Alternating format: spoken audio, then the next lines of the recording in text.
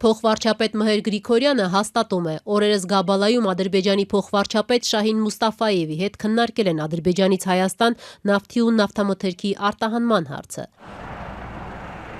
Ազատության հարցմանի պատասխան, թե արդյոք Երևանն ու Բաքուն արդեն պայմանավորվել են Ադրբեջանից վառելիքի ներկրման հարցի շուրջ, փոխվարչապետն այսօր պատասխանել է. Այո, քննարկումներ եղել են, համագործակցության հնարավորություններ կան։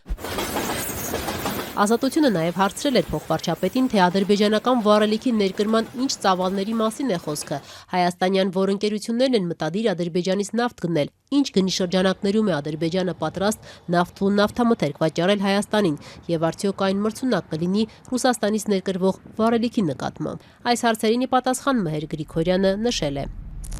Վառելիքի հետ կապված հետագա ընթացքն արդեն մասնավոր արտահանողների եւ ներկրողների համագործակցության տիրույթում է, իսկ հնարավոր գործարքների պայմանները լինելու են շուկայական։ Այն, որ Երևանն ու Բաքուն քննարկում են Ադրբեջանից Հայաստան նավթի ու նավթամթերքի արտահանման հարցը, Հայաստանյան Հանրությունը տեղեկացավ ադրբեջանական կողմից։ Անցած շաբաթ միջազգային ֆորումում այդ մասին հայտարարեց Ադրբեջանի նախագահի արտաքին քաղաքական հարցերով օգնական Հիկմետ Հաջիևը։ Նա նշել էր, որ սահմանազատման գործընթացին զուգահեռ փոխվարչապետերը քննարկել են երկու երկրների միջև փոխադարձ առևտրի որոշակի ոլորտներ։ One of the area that we are currently considering is an oil and oil products export from Azerbaijan to Armenia. Այժմ մեր կողմից քննարկվող ոլորտներից մեկը նավթի եւ նավթամթերքի արտահանումն է Ադրբեջանից Հայաստան։ Ադրբեջանական վառելիքի ներկրումից բացի փոխադարձ առևտրի ել ինչ ոլորտներ են դիտարկում Հայաստանն ու Ադրբեջանը։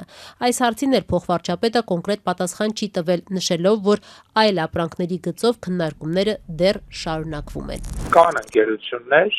բանակցությունների մեջ է։ Այսօր հայտնի դարձավ նաև, որ այս պահին արդեն իսկ հայաստանյան կոնկրետ ընկերություններ, որոնք հետաքրքրված են ադրբեջանական վառելիքի ներկրմամբ, բանակցություններ են սկսել ադրբեջանական կողմի հետ։ Տեղեկությունը Ազատությանը փոխանցած էկոնոմիկայի նախարար Գևորգ Պապոյանը սակայն չցանկացավ տալ այդ ընկերությունների անունները, դա պայմանավորելով առևտրային գաղտնիքով։ Չեմ կարող ասել, որովհետև դա այս փուլում ասելը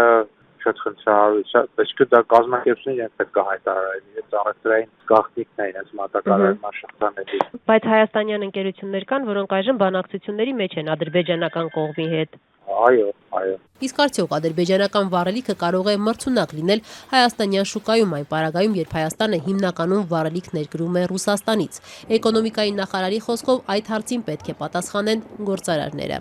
Եթե մրցունակ եղավ կմտնի շուկա, եթե չեղավ, չէ։ Այսինքն պետության գործը մրցունակության վրա ազդելը չէ, պետության գործը հնարավորինս շատ հնարավորություններ ստեղծելն է։ Դա մնացածը արդեն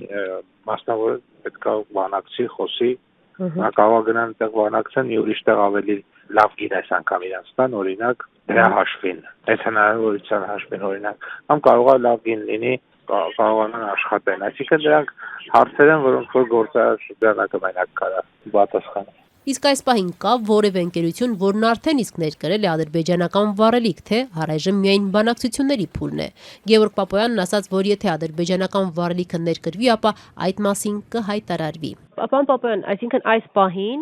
դեռևս որևէ մեկը չի ներկրել որևէ խմբականակ, ընդհանրապես բանակցություններն է գնում, ճիշտ եմ, չէ՞ հասկանում։ Ներկրեն դուք կիմանաք դրա մասին։ Կհայտարարեք դուք, չէ՞։ Իհարկե։ Վառելիքի մասնարարպես բենզինի հայաստանյան շուկայում առաջատար են մի քանի ընկերություններ։ Դրանցից մեկը գործարար Աշոտ Սալազարյանին պատկանող CPS Energy Group-ն է։ CPS-ը ըստ պետական եկամուտների կոմիտեի 2025-ի հունվար-սեպտեմբեր ամիսներին Հայաստանի 7-րդ խոշոր հարկատուն է եւ վճարել է 19 միլիարդ դրամի հարկ։ Ընկերությանը հարցում ենք ուղարկել, փորձելով պարզել, արդյոք CPS-ը հետաքրքրված է ադրբեջանական վառելիքի ներկրմամբ։ Ընկերությունից փոխանցեցին, թե հարցին կպատասխանեն, եթե նպատակահարմար համարեն։ Առայժմ պատասխան չկա։ Երկրորդ խոշոր ընկերությունը գործարար Բարսեղ Բեգլարյանին պատկանող Ֆլեշն է։ Այս ընկերությունն էլ Հայաստանի խոշոր հարկատուների ցանկում 22-րդ տեղում է եւ անցած 9 ամսում վճարել է 11 միլիարդ դրամի հարկ։ Ընկերության գլխավոր տնօրեն Սանասար Բեգլարյանը, որ Բարսեղ Բեգլարյանի որդին է, այսօր հրաժարվեց պատասխանել Ազատության հարցերին։